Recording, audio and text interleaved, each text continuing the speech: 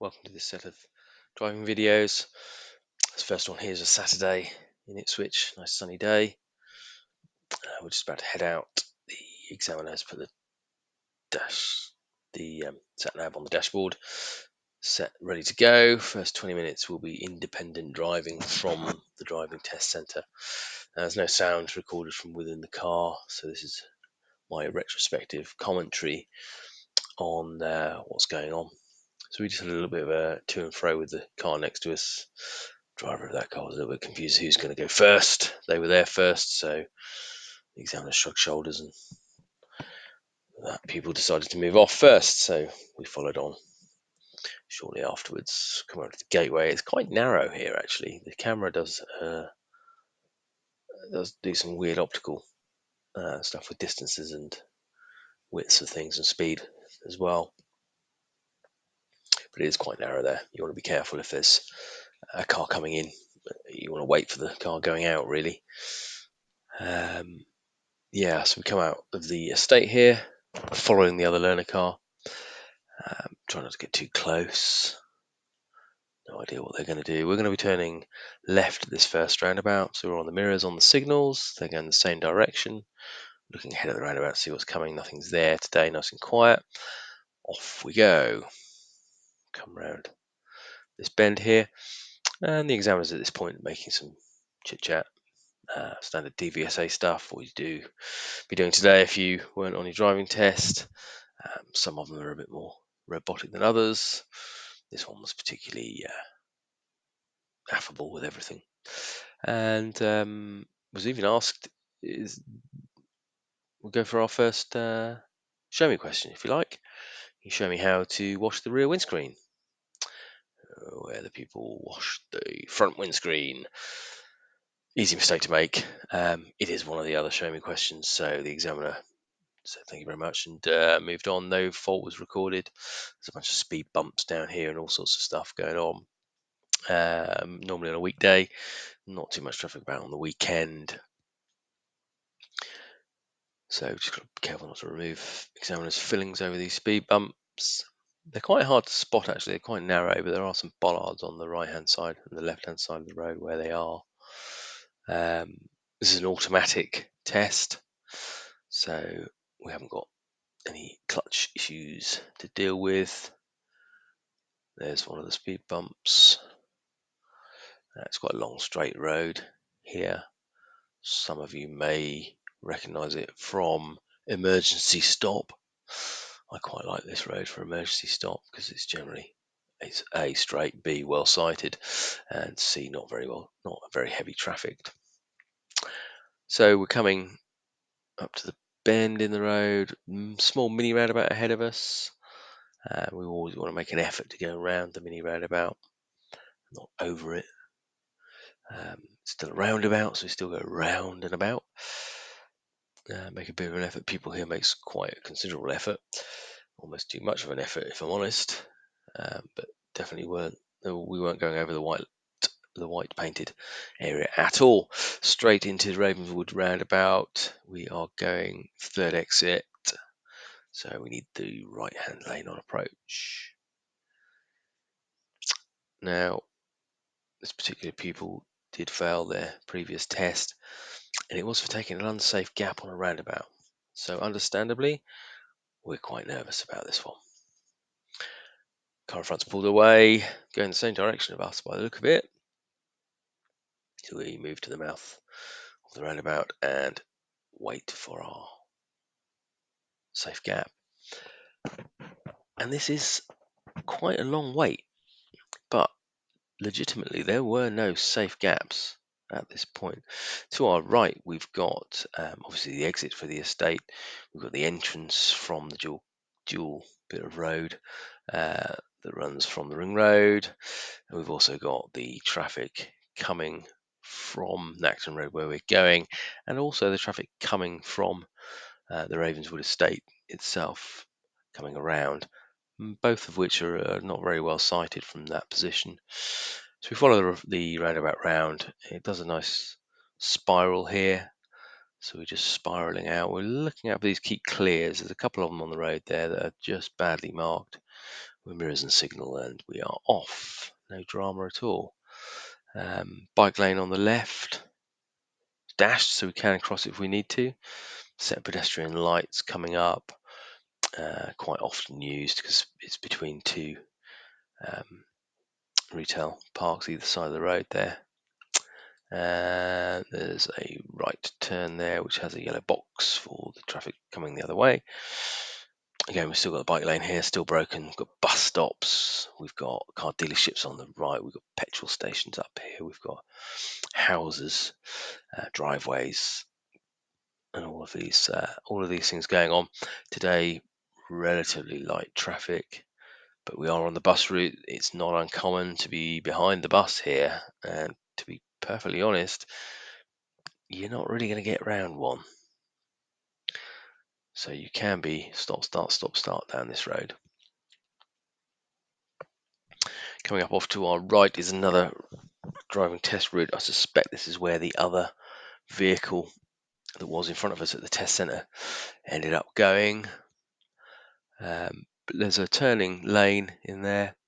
If you get into it, you want to get over into it, properly into it.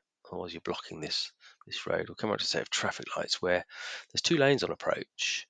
Now, most of the traffic turns left from the left lane, but it does also go ahead. So taking the right-hand lane there looks logical, but actually it then merges back into one lane just here, so you can run into problems, and you're straight into another mini roundabout where we are going to be turning left. So we leave the signal till we've passed that junction, 7 or 8 car lengths out, apply the signal, mirrors first obviously, looking at the roundabout, nothing's coming, smoothly flowing off. That's what a roundabout does. It's there to flow traffic.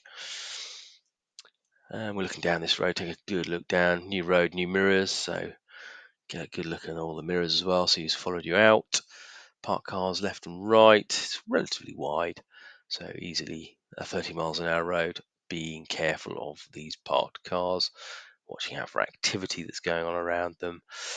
People are there shopping, that kind of stuff. It is a Saturday after all. Coming up to another set of traffic lights now. It's a busy crossroads, so we want to pay particular attention to that when we cross. Have a good look right and left as you cross. We're looking for emergency vehicles, we're looking for people who are jumping the lights, that kind of stuff. And just check out this guy's position right in the bike box and forward of the stop line. Do you think he's paying attention? He was already here when we got here, so those lights have been red for a while. So we're looking to move off. We've given him a lot of tyres and tarmac room in front of us, so we can see his tyres, we can see the tarmac.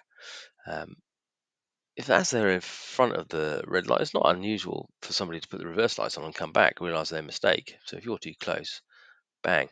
Now they've sat here for a long while, and the lights are just about to change as we go through them. Got lucky, not even noted, but be aware. So following down the road here, examiner's given the instruction to pull up in a safe place on the left. So people's looking for a safe place. There's some pedestrians here on the left, and we've pulled up right behind them. So do we startle them? Maybe it would be better to drive past them to the next drop curb there. It would still be safe. And if we keep an eye on those pedestrians, look what happens next. They look like they're crossing. She's just gathering the kids together, watching for the traffic to the right. Kids on the road. Cars come past us, signal's gone on, and we've moved off. And they've decided they're not going to bother crossing there. Maybe they'll come down to the pedestrian crossing down here and use it. I don't know. The point is, should we have waited at that point just to make sure? Did we leave sufficient time so the rush to get on with it is sometimes overwhelming when you're told you can move off when it's safe to do so. That desire not to be hesitant overtakes. We do the mirror check. Yeah, we flick the signal on, we just go. But we haven't actually taken effective observation of what's going on around us, especially what we're moving off into. Fortunately, in that situation, It wasn't noted, but worth considering, I think. So we come down the road here. That car ahead of us has turned off. Coming out of the residential area, entering more into an industrial area. So we're eyes full beam, solid cycle lane to the left. Got a lot of HGV traffic going on around here potentially. Maybe not so much so on a Saturday, but then again, traffic's light. Anything is possible. Again, bike lane still there. Unlike to get so many bikes on here on a Saturday, but during the week will be a very different picture. Coming up the hill here is a bit of a hill. Doesn't look so much on the camera, but it is a bit of a hill. Obviously, automatic car, we want any gear changing to do or anything, so we're just going merrily along our way. And a car comes over the top of the hill briefly, and it's flashing its lights. This confuses the people. What are they flashing at? What have I done wrong? Don't know what I've done wrong. Must have done something wrong. They're flashing at me. Nope. Comes immediately obvious here, but the people still got it in their mind I'm doing something wrong. Nope, it's just the police speed checks. So this thought process is all going on at this point. We're turning right here. Look at this gap. We count it. 1, 2, 3, 4, 5, 6, 7. Easily big enough. And the white car came past us, and it actually used the mouth of the junction to come past. So again, adding risk to anybody who might be emerging from that junction. We've been asked to pull up on this slight hill behind the blue car. Again, listen to the examiner. They've already assessed here what they'd like you to do. So in my opinion, we could have got a little bit closer to that car in front of us. Anyway, he seemed happy enough with it. And let's just pull off. So it's a standard check over the shoulder, mirrors signal, off we go. Hill start done. Pull up number 2, we'll call that. Driving up another residential street. Relatively quiet again, not a lot going on. Might be different on another bus stop. School sign. Weekdays. This is half term time, so not much traffic going on. I think everyone's headed out to the coast. Enjoy the sunshine. There's the school, and again, nothing to report really. Just keep focused. Bus stop again. Keep focused on what's going on around you, the environment that you're driving through. Because coming up here, there's parked cars on both sides of the road, so it's getting narrower. So if you're carrying 30 miles an hour here, slow down and get yourself central. That was too close to that white van, too close to a couple of these cars as well, really, for the speed. So it could have been even slower. Car pulled in for us, no drama. We got through, but it was noted. So at this point, the sat nav's giving some weird instruction. It doesn't look. People's a bit confused about what's going on at the end of this road. They know they're going to have to turn left, but there's a road just before the junction we need to turn left at. And the sat nav's a little bit hokey with those kind of commands. So a little confusion here. Okay, it must be this one. So we're going left. I want to keep an eye ahead of us on a black car that comes into view from the other road, the main road that's ahead of us that we're going to now turn into at this point. And this is what I just class as random acts of driving on the road in the driving test. Just random stuff that's going to come up. And what's he up to? So pupil did exactly the right thing, held well back, let him get on with it. No harm, no foul. We're turning right, back on ourselves. So we're completely get more than 90 degrees at this point. Look under the trees. That car was almost hidden. So we've got to watch out for these things. Onto the main road. Driving along, zebra crossing. Again, weekday. Completely different look, completely different feel to this. I do think Saturday tests in Ipswich are quite good. They're worth the extra money.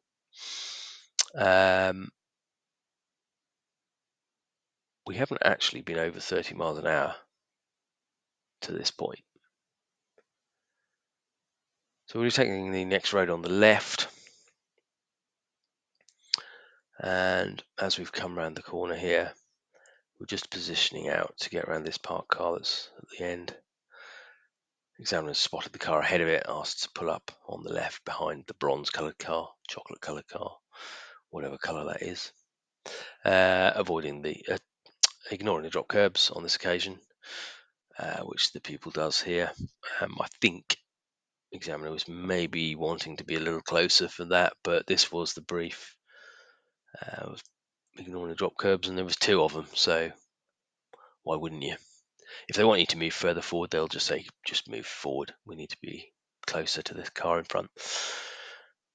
So thinking, oh, parallel park. No, not a bit of it. Right. See the Mini? See the white car in front of it? I'd like to pull up on the right-hand side of the road behind the white car. So after the Mini, pull up on the right. So we're going to be doing pull up on the right, reverse 2 car lengths. There's the mirror signal. Moving over, getting yourself into position close to the curb, not too close. It's a nice straight curb. Here comes the local hoodlum flying down that road. You rocked the car, 60 miles an hour, I reckon. Anyway, rattled. Take time. Compose yourself at this point. You're being given the instructions what to do. Back up 2 car lengths. Okay, observations now. Low risk to high risk. Right hand side to left hand side this time. And we're looking 80-20 vision. So 80% of the time out of the back window, 20% out of the front. We are the hazard in this scenario. So anything oncoming, we're going to have to pause and wait for it. Yeah, so get on with the maneuver, get it done. That's 2 car lengths. That's brilliant. That's 80% out of the back. That's a 10 out of 10 from me. Third part of this maneuver, moving back into traffic. So we want to take, again, the observations reversed from the left side. So we're looking for the low risk to the pavement side. The high risk going to be over our left shoulder now. So we take plenty of time to do that. Mirrors and signal, looking in the blind spot, looking forward again, looking back again, looking forward again, and moving safely off into traffic, and away we go.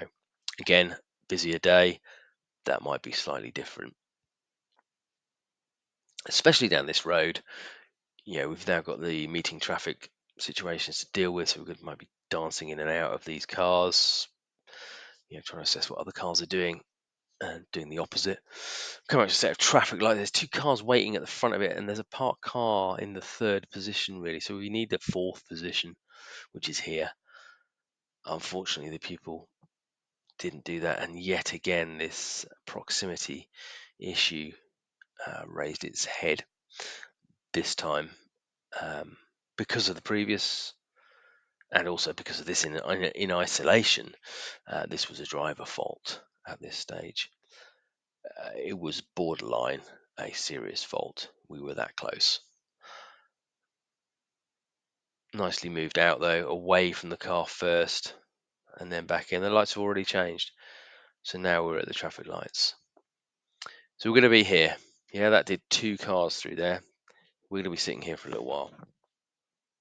So take the time at this point, have a look around, observe what's going on.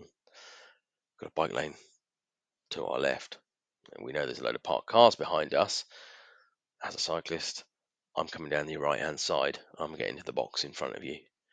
So before we pull away, we want to be checking both of those door mirrors, rear view mirror, both those door mirrors before we move. Have that in your mind. We're going to be turning right at these traffic lights. So see what's going on. There's shops across the road.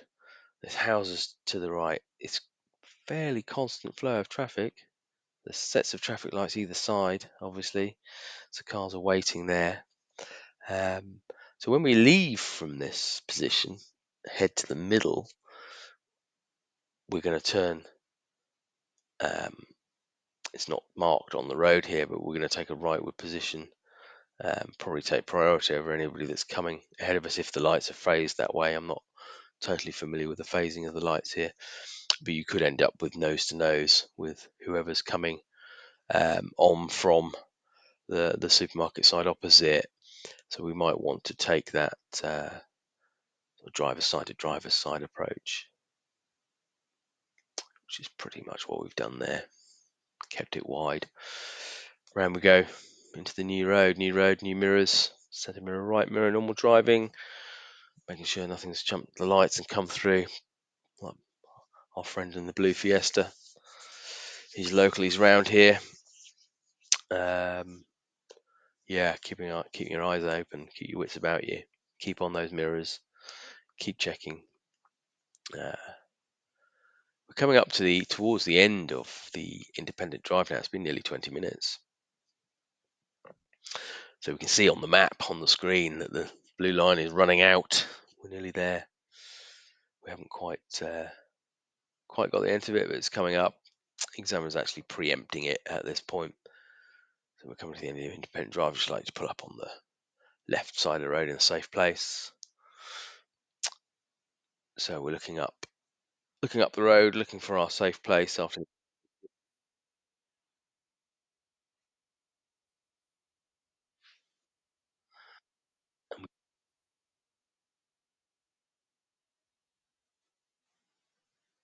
Pull up there.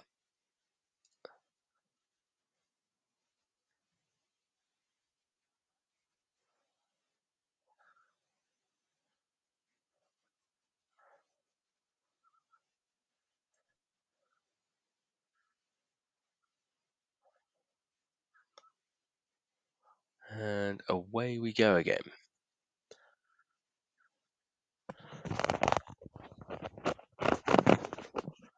So we're coming up to another set of traffic lights.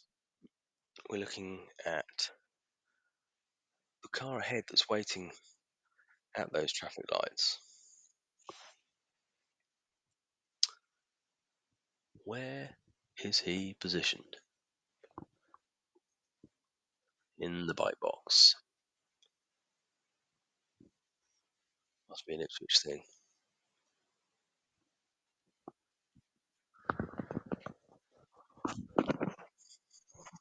So again, sitting here at traffic lights, he's launched, he's gone, keeping the left lane.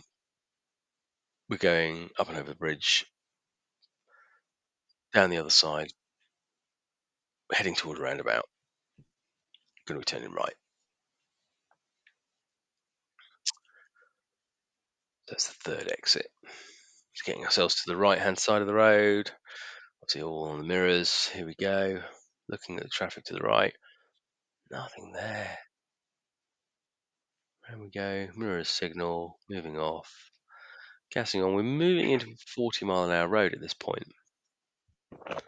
Easy to miss that. There's also a bus stop just after these pedestrian lights, so it can on weekdays, it can be hectic at that roundabout. Got lucky today. Nothing there. The two lanes of traffic coming the other direction. There's a double white line in the middle, so no crossing or straddling it unless you're passing vehicles doing 10 miles an hour or less.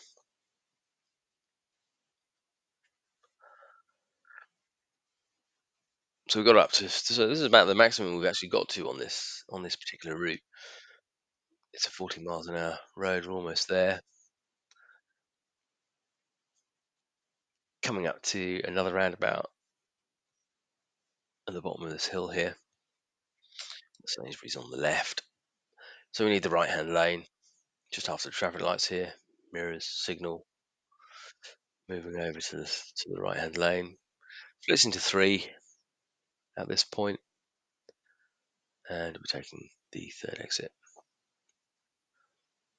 Guy to our left can decide whether he's going left or straight on, so he straddled the middle, the line, the dashed line.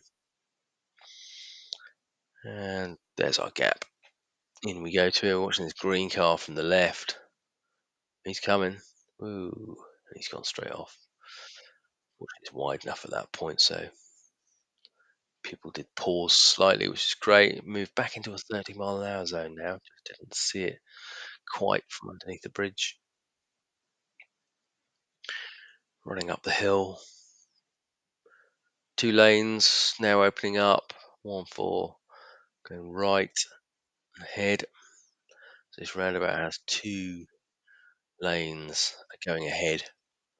It's a continuation of the dual carriageway the other side of it, or the 2-lane carriageway the other side. Um, third exit. First is to the retail estate. Second one is to the Master Lord estate. And the third one is ahead towards Ravenswood again. So nice position, nice clean entry, nice position round the roundabout, mirrors signal. Moving off in the left-hand lane. That's where we started, so we just carried it round. Again, coming here, we're going ahead at the next roundabout. It's the second exit this time. So I always like to get pupils to leave a gap, quite a long gap actually, and that's the gap we can go into. It's the gap we can brake into, or we can accelerate into it. That helps get us onto the roundabout and off it. So this is exactly what this pupil's done. Got to the end. We just paused here just slightly because there was a car just leaving that didn't have a signal on, and the car to our right shot onto the roundabout. Had the same view that we did, but they decided to take the risk. We're on a test. We're not going to do that. So off we go. Nearly done. Got to keep everything switched on. Eyes on full beam. We're looking for all sorts of things. There's a road onto the right. Things cars can emerge out of there. Not much going on the left. It's a fence all the way down there.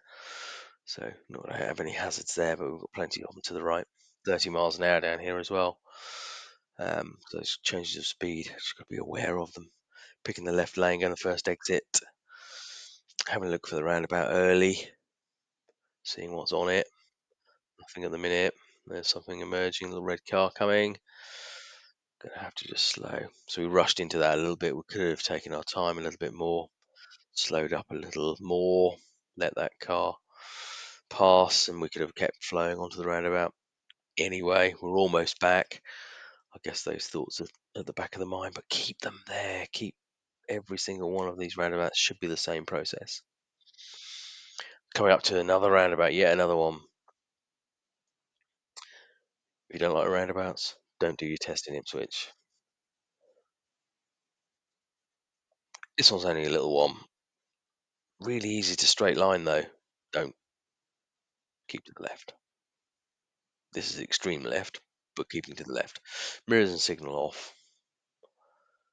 And we are coming back into the estate. We are a minute, possibly away. Again, we've got office buildings off to the right. They're all obviously not going to be occupied much on a Saturday, as much anyway, but during the week this can be quite pedestrian heavy. There's also a lot more heavy goods vehicle movements around there. We've got a car dealership on the right. We've got an emergency services building on the left, so we're watching out for fire engines and first responders and that kind of stuff. Building works going on our left. We've got a bit more retail and office space, and there's quite a lot of raised drain covers here and lumps and bumps to avoid in the road. They've obviously dug this up relatively recently. It's nicely down the middle, so it's not too affecting, but there are some sunken drains to watch out for. Come out to the junction at the end here, turning left. It's Giveaway Junction. There is activity to the right, so wise not to just launch into it. Have a good look, early look. It's nice and open. Give way, nothing to give way to, so we don't even stop and carry straight on. Keep your eyes open. Coming back to the test centre, all sorts of activity going on. Got motorcycles as well. In fact, there's a bunch of motorcyclists just leaving. Make sure you stay out of everyone's way in the car park. Don't take any risks now. park in the front of the test centre as directed by the examiner. Secure, switch off. So we were told to park right in front of the test centre, the bay just in front. Secure the car, switch off the engine, and that's the end of the test. The examiner will then ask if you want your instructors in the car, or if they're not, if they're in the test centre, whether you want them present for your debrief. I'd always recommend yes, um, because then they know what's gone on. If they're in the car, obviously it's immediately obvious, but if they've been in the test centre, then it's not so obvious. I like to go in on all the tests. I think it creates familiarity within the car and helps with some of those nerves. I can also see what's gone on. So if it isn't successful on the day, then we know what to work on. On the day today, this was absolutely successful. Just one driver fault, getting too close to that set of traffic lights with the white car. Unfortunate, if we'd have pulled in to that space a little bit more, not got quite so close at the front, it would have been a clear round and a zero fault. So we've gone from 2 serious faults, 10 days before, to one driver fault today. That's how the cookie crumbles. It's situation dependent. These things that are just little faults, if they're affecting other road users, or could be dangerous in some other way, it's a very, very different look. So Monday, Tuesday, Wednesday, Thursday, Friday can be completely different to a Saturday. So that's it in a nutshell. Each one is an individual test. We can't make any of this stuff up. It is what it is on the day. But if you've put the work in beforehand and you've concentrated on the day and you've remembered all the stuff that we've been teaching, then you'll be successful. And I look forward to working with you towards your driving test. Best of luck with it all. See you soon.